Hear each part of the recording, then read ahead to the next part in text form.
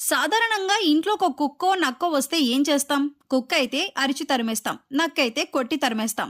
అదే ఒక పులొస్తే ఇంకేముంది, బ్రతుకు జీవుడా అని ప్రాణభయంతో పరిగెడతాం.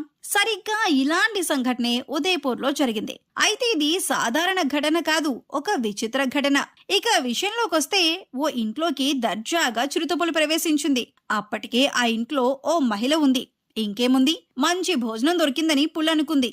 లొట్టలేసుకుంటూ ఆ మహిళపై దాడికి ప్రయత్నించింది. ఇక్కడి వరకు బాగానే ఉంది.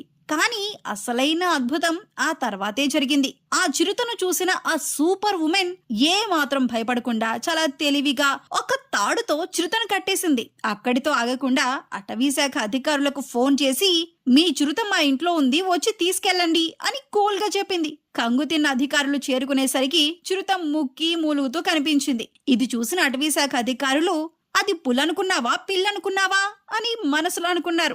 బయటికి మాత్రం ఇంత ధైర్యంగా చిరుతను బంధించిన మహిళను మెచ్చుకోకుండా ఉండలేం అని పేర్కొన్నారు. ఏదేమైనా ఆడవాళ్ల జోలికొస్తే అది పులైనా పిల్లైనా ఒకటే.